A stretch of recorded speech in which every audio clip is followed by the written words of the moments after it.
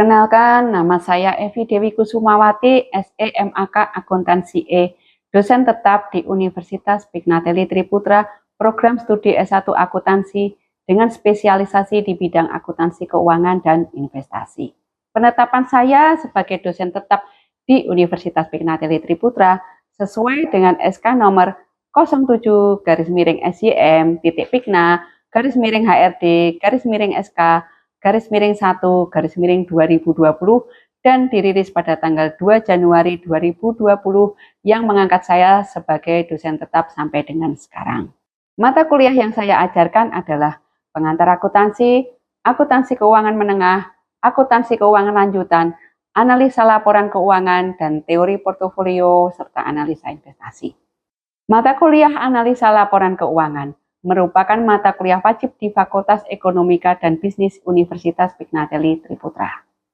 Kali ini saya akan menjelaskan bagaimana saya mengajar mata kuliah analisa laporan keuangan.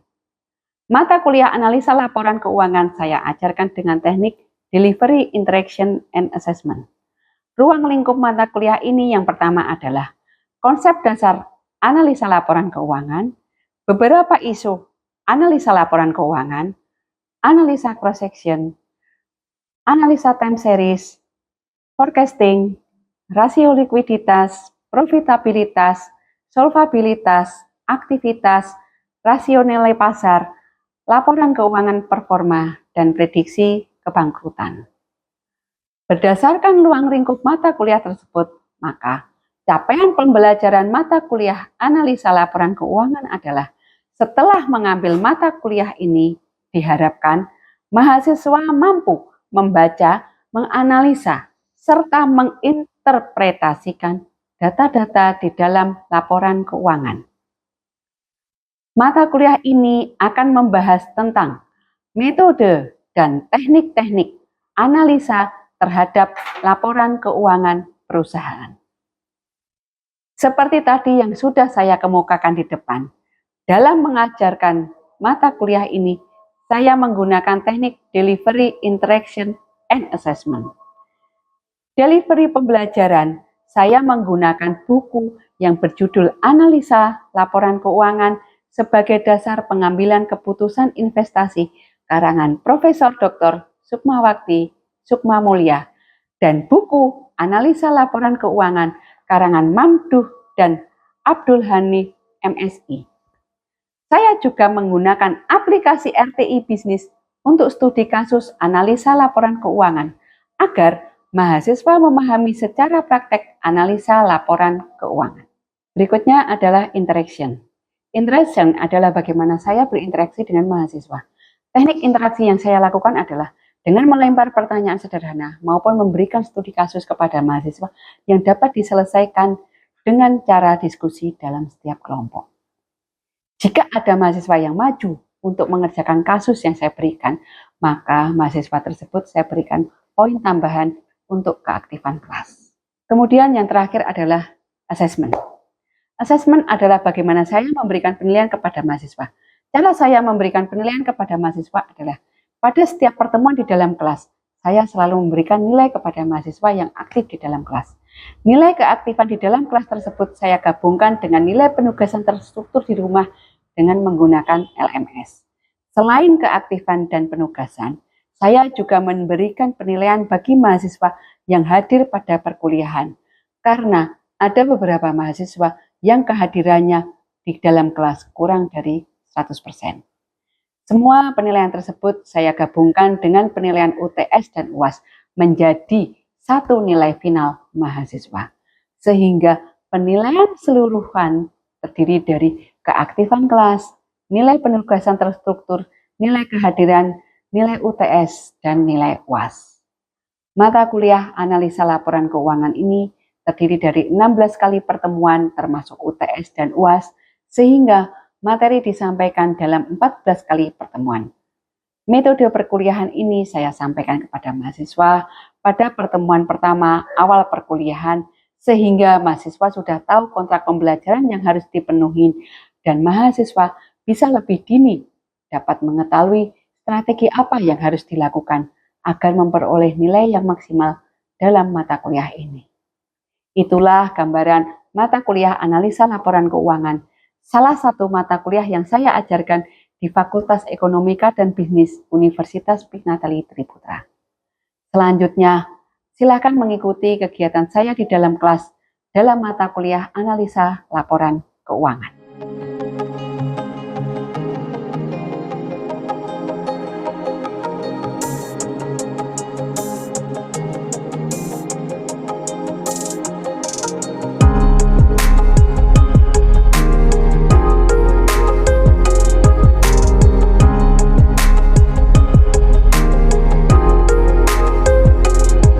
Selamat pagi teman-teman. Kita jumpa lagi di mata kuliah analisa laporan keuangan. Kali ini kita akan membahas tentang rasio nilai pasar, gitu ya. Nah, hari ini kita pertemuan yang ke-13. Jadi dari pertemuan kita yang ke-13 ini, nanti kita diharapkan bahwa Anda semua nanti sudah dapat menganalisa dengan menggunakan rasio pasar untuk sebuah perusahaan yang listing di bursa, gitu ya. Nah, nanti hari ini yang kita bahas adalah EPS, PER, dan PBV. Nah, apa itu rasio nilai pasar? Ada yang mau mencoba menjawab? Yo, nanti bilang NIM-nya. Jadi analisa rasio pasar itu adalah metode yang digunakan untuk mengevaluasi kinerja keuangan sebuah perusahaan dengan membandingkan bagian indikator keuangan yang relevan, Bu. Oke, NIM-nya berapa? 822, Bu. Oke, 822. Jadi kalau nilai pasar itu rasio yang menghubungkan antara harga saham dengan laba dan nilai buku perusahaan. Itu ya. Nah, terus rasio ini sebenarnya menunjukkan tentang apa? Kinerja perusahaan masa lalu sama prospeknya ke depan itu seperti apa. Jadi kan masing-masing dari Anda kan sudah punya satu perusahaan masing-masing ya yang menganalisa. Nah, itu nanti kita lihat coba dari sini seperti apa. Gitu ya. Nah, terus ada yang mau mencoba lagi nggak? Sebenarnya fungsinya itu untuk apa sih? Yuk. Ya, jadi fungsinya itu untuk melihat kinerja perusahaan atau EPS. Oke, sip. Ada lagi yang lain? NIM-nya berapa, Mbak? 21796. 396. 7, Bu. 796. Ya. Nah, Yang kedua, apakah valuasi perusahaan masih murah atau tidak? oke. Itu pakai apa? Coba. Pakai PER atau PBV? Oke, sip. NIM-nya berapa, Mbak? 810. 810. Jadi nilai pasar di sini fungsinya ada dua. Yang pertama adalah dengan melihat kinerja perusahaan. Kita menggunakan EPS. Yang kedua, kita melihat apakah perusahaan itu masih murah apa enggak. Nanti kita coba lihat. Kita bandingkan antara nilai pasar dengan valuasinya. Nah, kita melihat di situ ya. Kita menggunakan PER dan PBV. Nah, sekarang kita mulai dengan EPS. Nah, contohnya, Niko itu mau beli perusahaan. Niko mau beli perusahaan namanya BKSO. Ya. Nah, bakso. BKSO ini punya laba bersih tahun 2021 sebesar 100 juta. Gitu ya. Terus harga saham per lembar, Niko mau beli nih, aku mau beli nih. Sahamnya satu lembar, BKSO ini berapa? 5 juta per lembar. BKSO ini punya 100 lembar. Laba per sahamnya berapa? EPS-nya berapa? Kan gitu toh? Dibagi. Ini rumusnya. Laba bersih dibagi dengan total saham yang beredar. 1 juta per lembar. Gitu ya. Nah, oke. Terus buat apa? Kalau misalnya asumsinya satu tahun ke depan nih 100 juta laba bersihnya, berarti kan tahun 2002 berhak 1 juta toh, tadi kan gitu kan. Nah, sedangkan Farel masih punya 99 lembarnya toh, jadi Farel masih berhak 99 jutanya gitu ya untuk BKSO ini.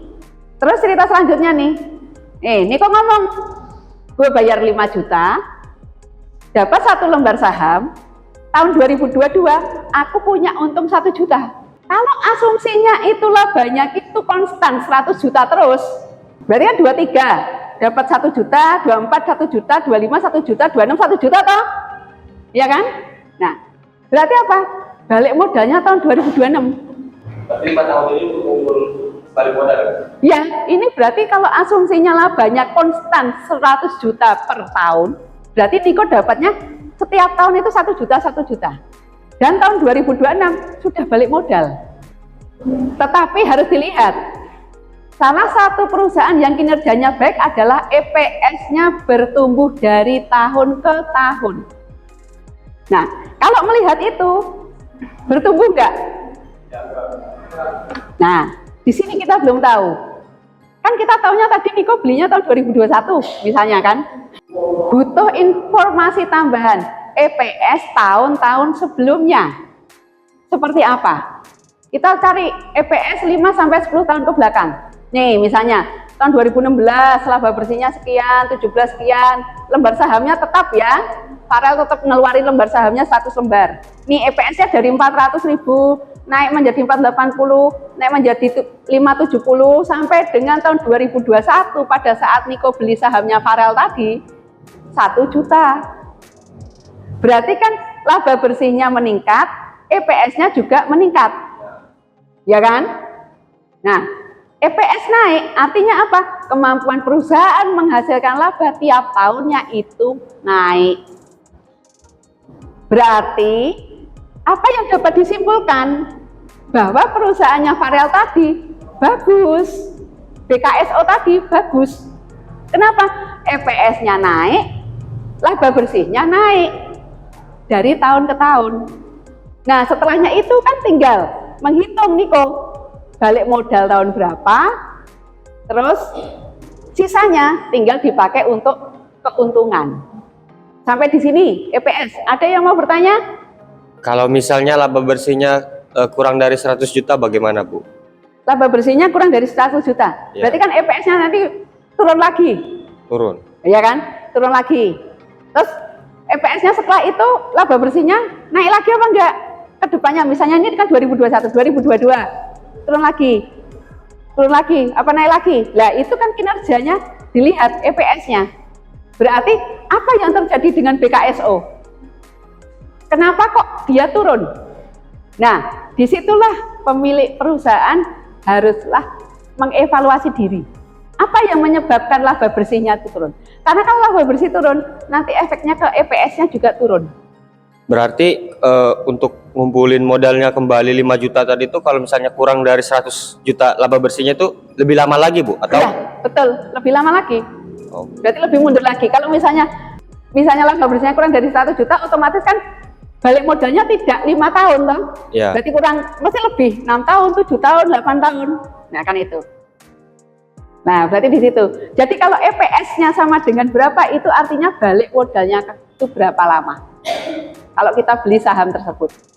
Nah, nanti kita coba sama-sama, nanti kita belajar dari RTI. Coba kita lihat dari RTI ya. Yuk, kita coba dari RTI yuk.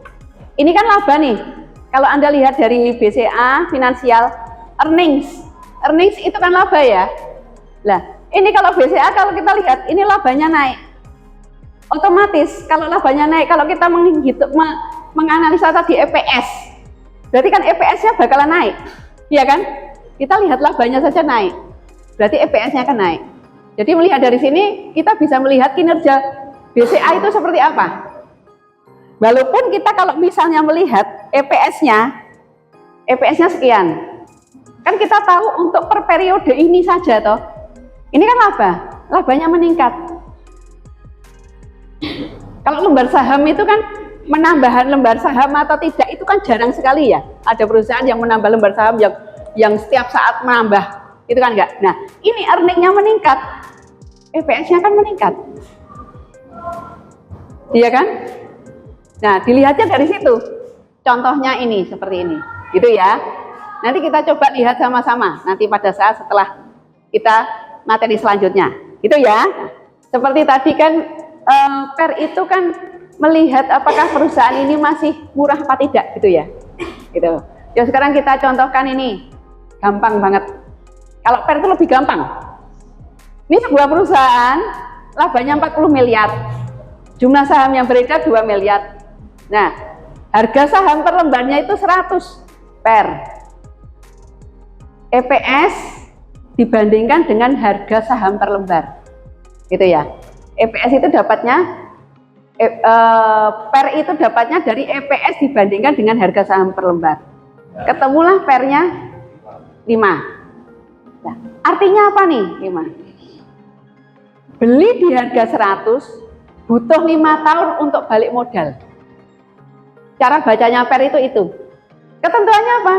PER-nya makin kecil, makin cepat kita balik modal. Ya, makin kecil PER-nya berarti makin cepat kita balik modal. Gitu ya. Terus, PER-nya makin kecil, makin murah juga perusahaannya. PER-nya makin kecil, makin cepat kita balik modal.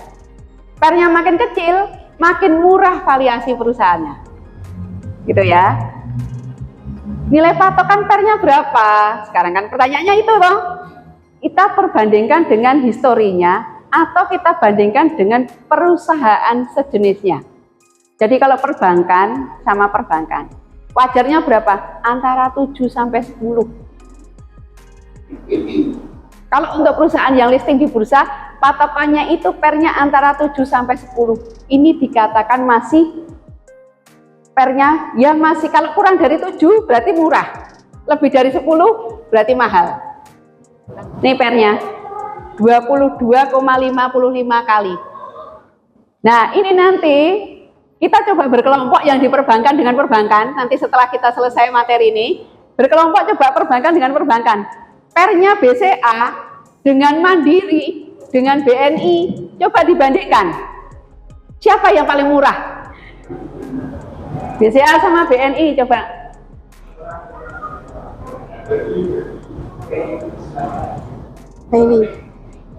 Ini Bu. Ya. Nih, PER-nya BNI berapa, Femi? PER-nya BNI itu ada 8,11. Oke. Tadi BCA berapa, Femi? Kalau BCA 22,55. 22,55. Lebih murah mana? BNI. Nah, gitu ya. Kalau Mas sama Mandiri, coba. 3 kita bandingkan 3 ya. BCA, BNI, Mandiri. Coba Mandiri, Fem. Kalau Mandiri itu ada 11,25. Mana? PER. Oh ya, 11,25. Jadi urutannya yang mana dulu? Baru BCA. Oke. Sip ya, paham ya untuk PER ya? Gampang kok. Gampang, fundamental itu gampang. Yang penting paham. Beneran? Gitu. Oke. Makasih ya, Fem. Sama-sama, Namanya berapa? B21814. Ada yang mau coba jawab nggak? Apa sih PBB itu? Oke, harga buku. NIM-nya berapa, Mas? 827. Price itu harga, buku itu nilai buku. Harga sebuah perusahaan sesuai dengan nilai aslinya. Nilai intrinsik, nilai buku itu nilai aslinya. Kita bandingkan dengan harganya dia yang ada di pasar. Gitu ya. Nah, nanti menganalisanya seperti itu. Caranya gimana? Modal bersih dibagi ke berapa lembar saham. Kalau tadi laba toh, kalau sekarang modal bersihnya. Sekarang kita berkelompok yuk.